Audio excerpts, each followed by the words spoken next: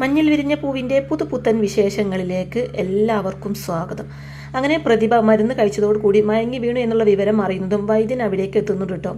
എന്നിട്ട് ഒന്ന് പരിശോധിച്ച് കഴിഞ്ഞതിന് ശേഷം വൈദ്യർ പറയുന്നുണ്ട്, പേടിക്കാനൊന്നുമില്ല, ഞാൻ കൊടുത്തതിൻ്റെ ഒറ്റമൂലി ഫലിക്കാൻ തുടങ്ങിയതിൻ്റെ ലക്ഷണമാണെന്ന് പറയുന്നുണ്ട് കേട്ടോ അദ്ദേഹം. തുടർന്ന് ഒരു ഗ്ലാസ് വെള്ളം ഒരു സ്പൂണും എടുത്തു കൊണ്ടുവരാൻ ആവശ്യപ്പെടുമ്പോൾ ഉടനെ തന്നെ ശ്രീജ വെള്ളവും സ്പൂണും കൊണ്ടുവന്ന് കൊടുക്കുന്നുണ്ട് കേട്ടോ.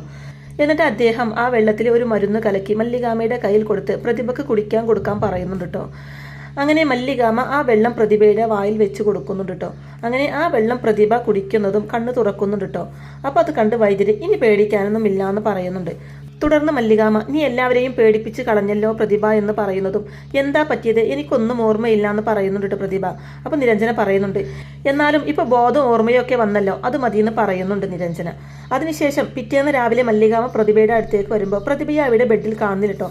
മല്ലിക ആശങ്കയോടെ പ്രതിഭ എന്ന് വിളിക്കുമ്പോൾ പ്രതിഭയാണെങ്കിൽ അവിടെ താഴെ വീണ് കിടക്കുക കേട്ടോ. ഞാൻ ഇവിടെ ഉണ്ടെന്ന് പ്രതിഭ പറയുന്നതും മല്ലികാമ നിരഞ്ജനയെയും ചിത്രയെയും ശ്രീജയെയും വിളിക്കുന്നുണ്ട് കേട്ടോ. അങ്ങനെ അവരെല്ലാവരും കൂടെ പ്രതിഭയെ താങ്ങി പിടിച്ച് ബെഡിലേക്ക് തന്നെ എടുത്ത് കിടത്തുകയാണ്.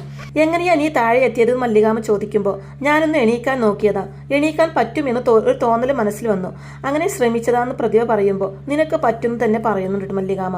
തുടർന്ന് എല്ലാവരും കൂടെ പിടിച്ച് അച്ഛനെ നമുക്കൊന്ന് നടത്തിച്ച് നോക്കാമെന്ന് പറയുമ്പോൾ, അയ്യോ മല്ലികെ വേണോ, നിലത്ത് വീണതോടെ എൻ്റെ ആത്മവിശ്വാസം പോയി എന്ന് പറയുന്നുണ്ട് പ്രതിഭ. അപ്പോൾ അത് കേട്ട് മല്ലികാമ പറയുന്നുണ്ട്, നീ കട്ടിൽ നിന്ന് വീണത് തന്നെ ശുഭലക്ഷണ, അനങ്ങാൻ പോലും പറ്റാതെ കിടന്നിരുന്ന നീ അനങ്ങി കട്ടിലിൽ നിന്ന് താഴെ വീണു, ഇത് പോരെന്ന് ചോദിക്കുന്നുണ്ട് പ്രതിഭയോടായിട്ട്. അതെ, നിനക്ക് നടക്കാൻ പറ്റും, നമുക്കൊന്ന് ശ്രമിച്ചു നോക്കാമെന്ന് പറഞ്ഞിട്ട് മല്ലികാമ തന്നെ പ്രതിഭയെ എഴുന്നേൽപ്പിച്ച് പതുക്കെ അവിടെ നടത്തിപ്പിക്കുകയാണ് കേട്ടോ. അങ്ങനെ കുറച്ച് നടന്നതിന് ശേഷം ഇനി മതി, പിന്നെ ആവാന്ന് പ്രതിഭ പറയുമ്പോൾ, നല്ല മാറ്റമുണ്ട്, നിനക്ക് പറ്റുമെന്ന് പറയുന്നുണ്ട് മല്ലികാമ. അങ്ങനെ തിരിച്ച് ബെഡിൽ തന്നെ കൊണ്ടു കിടത്തുന്നുണ്ട് കേട്ടോ പ്രതിഭയെ. ശേഷം പ്രതിഭ പറയുന്നുണ്ട്, ഞാൻ എണീറ്റ് നടന്നിരുന്നെങ്കിൽ എത്ര നന്നായിരുന്നു, നിങ്ങൾക്ക് എന്നെ കൊണ്ടുള്ള ശല്യം അതോടെ മാറിയേനെ എന്നൊക്കെ പറയുമ്പോൾ, ശല്യോ, ഞങ്ങൾക്കൊരു ശല്യവുമില്ല, ശല്യമൊക്കെ ഉണ്ടായിരുന്നു, പണ്ട് വാളും പരിചയമൊക്കെ എടുത്ത് എന്നെ കൊല്ലാൻ നടന്ന ആളല്ലേ നീ. തുടർന്ന് അല്ലേ ചിത്തുവും ചിത്തിരിയോടായിട്ട് ചോദിക്കുമ്പോൾ അതേന്ന് പറയുന്നുണ്ട് ചിത്തിര. അപ്പോൾ പ്രതിഭ പറയുന്നുണ്ട്, ആ കാലമൊക്കെ പോയല്ലോ, ഞാനത് ഓർക്കാൻ പോലും ഇഷ്ടപ്പെടുന്നില്ല എന്നൊക്കെ പറയുമ്പോൾ, നിനക്കത് മറക്കാൻ പറ്റും, ഞങ്ങൾക്ക് മറക്കാൻ പറ്റുമോ?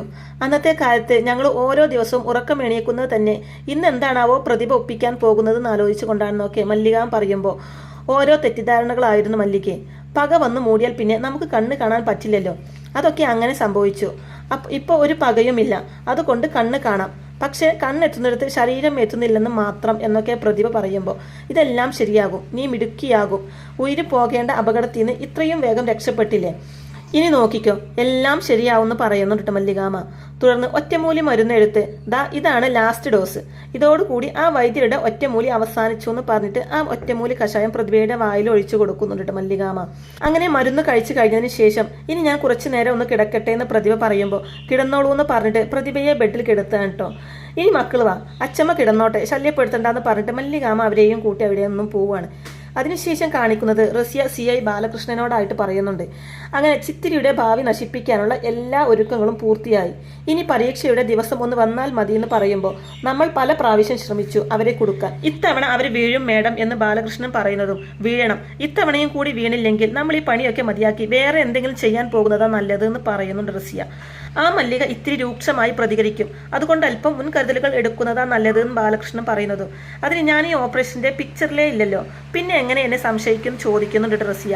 അല്ല, എങ്ങനെയെങ്കിലും പാളിയാൽ എന്ന് ബാലകൃഷ്ണൻ ചോദിക്കുന്നതും, പാളെന്ന് നിനക്ക് തോന്നുന്നുണ്ടോ, മുമ്പ് നടത്തിയത് പോലെ ഒരെണ്ണമല്ലല്ലോ ഇത്, കോപ്പിയടി പിടിക്കുന്ന ഏർപ്പാടല്ലേ എന്ന് റസിയ ചോദിക്കുമ്പോൾ, വേറെ ഒന്നുമല്ല, ചിത്തിരിക്കുന്ന സ്ഥലത്തെ ഡെസ്കിന് താഴെയാണല്ലോ മെറ്റീരിയൽ കൊണ്ടുവച്ചിരിക്കുന്നത്, പരീക്ഷ തുടങ്ങുന്നതിന് മുമ്പ് എന്തായാലും ചിത്തിര ഹാളിൽ കയറും, ആ സമയത്ത് അവളത് കണ്ടാലോ, എന്നിട്ട് അവളിത് അധ്യാപകന്റെ ശ്രദ്ധയിൽപ്പെടുത്തിയാലോ എന്നൊക്കെ ബാലകൃഷ്ണൻ സംശയത്തോടെ ചോദിക്കുമ്പോൾ, അങ്ങനെ സംഭവിക്കുമെന്ന് റസിയ തിരിച്ചു ചോദിക്കുന്നതും, എന്തുകൊണ്ട് സംഭവിച്ചൂടാ, എല്ലാം ഭാഗ്യത്തിന്റെ കളികളാണല്ലോ മേഡം എന്ന് പറയുന്നുണ്ട് ബാലകൃഷ്ണൻ. അത് ശരിയാ, അങ്ങനെ എങ്ങാനും സംഭവിച്ചാൽ ഓപ്പറേഷൻ ഫെയിൽ ആവുമെന്ന് റസിയ പറയുന്നതും, അങ്ങനെ സംഭവിക്കാനുള്ള സാധ്യത വളരെ വളരെ അകലെയാണ്, ഞാനൊരു ചാൻസ് സൂചിപ്പിച്ചെന്നേ ഉള്ളൂ, തൽക്കാലം അങ്ങനെയൊന്നും സംഭവിക്കില്ല എന്ന് വിചാരിക്കാം മേഡം, എല്ലാം നമ്മൾ പ്ലാൻ ചെയ്ത പോലെ തന്നെ നടക്കട്ടെ, ചിത്തിരിയെ സ്പെഷ്യൽ കോഡ് പൊക്കട്ടെ, അവളെ ഡീബാർ ചെയ്യട്ടെ, അങ്ങനെ അവൾക്ക് പരീക്ഷ എഴുതാൻ പറ്റാതെ പോട്ടെ എന്നെല്ലാം പറയുന്നുണ്ട് കേട്ടോ ബാലകൃഷ്ണൻ റസിയയോടായിട്ട്. തുടർന്ന് റസിയ പറയുന്നുണ്ട്, പ്രതിഭയുടെ ചികിത്സ നന്നായി പുരോഗമിക്കുന്നുണ്ടെന്ന് അറിയാൻ കഴിഞ്ഞത്, ഏതോ വൈദ്യനെ വെച്ചാ ഇപ്പോൾ ചികിത്സിക്കുന്നത്, അതെങ്ങാനും ഫലിച്ചാൽ പ്രതിഭ എണീക്കും, എനിക്ക് ഒന്നിന് പകരം രണ്ടാകും ശത്രുക്കള്, ആ സമയത്ത് അവർക്ക് തിരിച്ചു കൊടുക്കാൻ പറ്റുന്ന ഏറ്റവും വലിയ തിരിച്ചടിയാ ഡീബാർ, കൊള്ളുന്നത് ചിത്തിരക്കാണെങ്കിലും അതിൻ്റെ ആഘാതം മുഴുവൻ അനുഭവിക്കേണ്ടത് മല്ലികയായിരിക്കും. ആ കുടുംബം അതോടെ തകരും. അതൊന്ന് കണ്ട് സന്തോഷിക്കാനാ ഞാൻ കാത്തിരിക്കുന്നതും പകയോട് കൂടി പറയുന്നുണ്ട് കേട്ടോ റസിയ ബാലകൃഷ്ണനോടായിട്ട്. അതിനുശേഷം കാണിക്കുന്നത് പ്രതിഭ ഉറക്കൊക്കെ ഉണർന്ന് പതുക്കെ തനിയെ എഴുന്നേറ്റിരിക്കുകയാണ് കേട്ടോ. എന്നിട്ട് പതുക്കെ കട്ടിലിൽ നിന്ന് താഴെ ഇറങ്ങി അവിടെയൊക്കെ നടക്കുന്നുണ്ട് കേട്ടോ. അപ്പോൾ അതും കണ്ടുകൊണ്ട് മല്ലികാമയും ചിത്തിരിയും നിരഞ്ജനയും കൂടി അവിടേക്ക് വരുന്നുണ്ട്. എന്നിട്ട് മല്ലികാമ പ്രതിഭയോടായിട്ട് പറയുന്നുണ്ട്, ഇപ്പോൾ നിനക്ക് മനസ്സിലായില്ലേ ശ്രമിച്ചാൽ സാധിക്കാത്തതായിട്ട് ഒന്നും ഇല്ല എന്നുള്ളതെന്ന് പറയുമ്പോൾ, നീ കാരണം എനിക്കിത് സാധിച്ചത്. നീ ഇല്ലായിരുന്നെങ്കിൽ, നിന്റെ പരിചരണം ഇല്ലായിരുന്നെങ്കിൽ എന്നെ കൊണ്ട് ഒന്നും പറ്റില്ലായിരുന്നു. ഞാൻ ഇങ്ങനെ ആയിട്ടുണ്ടെങ്കിൽ അതിൻ്റെ മുഴുവൻ ക്രെഡിറ്റും നിനക്ക് അവകാശപ്പെട്ടതാണെന്നൊക്കെ പ്രതിഭ പറയുമ്പോൾ, ഇതൊക്കെ നിനക്ക് വെറുതെ തോന്നുന്നതാ. നിനക്ക് യോഗമുള്ളത് കൊണ്ട് ഭേദമായി. നിനക്ക് യോഗമില്ലായിരുന്നെങ്കിൽ ഞാനെന്നല്ല ആര് വിചാരിച്ചാലും ഒന്നും സംഭവിക്കില്ലായിരുന്നു. എന്തായാലും ഈശ്വരന്മാരോട് നന്ദി പറയാം, അവരാണ് നിന്നെ രക്ഷപ്പെടുത്തിയതെന്നൊക്കെ പറയുന്നുണ്ട് കേട്ടോ മല്ലികാമ. അപ്പോൾ അത് കേൾക്കുന്ന ചിത്തിര പറയുന്നുണ്ട്, അതേ അച്ഛമ്മേ, ദൈവാനുഗ്രഹം ഉള്ളത് കൊണ്ട് അച്ഛമ്മ രക്ഷപ്പെട്ടതും ചിത്തിരയും സന്തോഷമായി അച്ഛമ്മേ. ഇത്രയും വേഗം അച്ഛമ്മ സുഖപ്പെടുമെന്ന് ഞാൻ ഒരിക്കലും വിചാരിച്ചില്ല. നിരഞ്ജനയും പറയുന്നുണ്ട്. അപ്പോൾ ഇതെല്ലാം കേട്ട് കഴിഞ്ഞതിന് ശേഷം പ്രതിഭ പറയുന്നുണ്ട്, എനിക്ക് എല്ലാവരോടും നന്ദിയും കടപ്പാടുമുണ്ട്. ഞാൻ ഇങ്ങനെയായെങ്കിൽ അതിൻ്റെ കാരണം നിങ്ങളൊക്കെ തന്നെയാ. ആ വൈദ്യരുടെ ഒറ്റമൂലി ഫലിച്ചതും അതുകൊണ്ട് തന്നെയാന്ന് പറയുന്നുണ്ട് കേട്ടോ. തുടർന്ന് ഇതിന് എങ്ങനെ പ്രത്യുപകാരം ചെയ്യണം എന്നൊന്നും എനിക്കറിയില്ല. എന്ത് വേണമെന്ന് ഞാനൊന്ന് ആലോചിക്കട്ടെ, എന്നിട്ട് പറയാമെന്ന് പറയുന്നുണ്ട് പ്രതിഭ. അപ്പോൾ അത് കേട്ട് ചിത്തിര, ആലോചിക്കാന്നല്ലേ അച്ഛമ്മ പറഞ്ഞത്? വീണ്ടും പഴയ പക കുത്തിപ്പൊക്കിക്കൊണ്ട് വരുമോ എന്ന് മല്ലികാമയോടായിട്ട് ചോദിക്കുമ്പോൾ, അങ്ങനെ ചെയ്യോ? ഒരിക്കലുമില്ല. പ്രതിഭ ശരിക്കും മാറി. അപകടം അവളുടെ ശരീരത്തെയല്ല മനസ്സിനെയാണ് ബാധിച്ചത്. ആ മാറ്റം നല്ലതായിരിക്കുന്ന എൻ്റെ പ്രതീക്ഷ എന്ന് മല്ലികാമ പറയുന്നതും അങ്ങനെ അയാൾ മതിയായിരുന്നു ചിത്തിര പറയുമ്പോൾ, അങ്ങനെ ആകുന്നേൻ ഒരു കൊഞ്ചലോടെ പറയുന്നുണ്ട് മല്ലികാമ ചിത്തിരയോട്. പിന്നീട് കാണിക്കുന്നത് ഹരി മഹേഷിനോടും രാഗിണിയോടുമായിട്ട് പറയുന്നുണ്ട്, അച്ഛാ ഒരു ഗുഡ് ന്യൂസ് ഉണ്ട്. ആ പ്രതിഭാമയില്ലേ, അവരെണീറ്റ് നടന്നു എന്ന് ഹരി പറയുന്നതും ഇത്ര പെട്ടെന്നോന്ന് രാഗിണി സംശയത്തോടെ ചോദിക്കുന്നതും അത്ഭുതം തോന്നിയില്ലേ? കേട്ടപ്പോൾ എനിക്കും തോന്നി.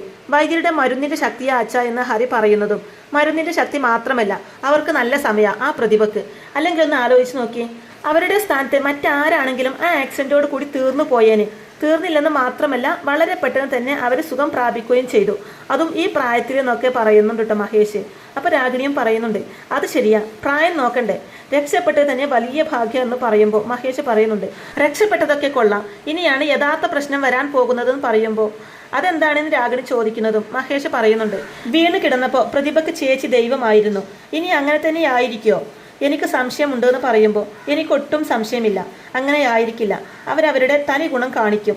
കാര്യം കാണാൻ കുമ്പിട്ട് നിന്നവള് അത് കഴിയുമ്പോൾ ഉച്ചക്കിട്ട് തന്നെ അടിക്കുമെന്ന് പറയുന്നുണ്ട് രാഗിണി.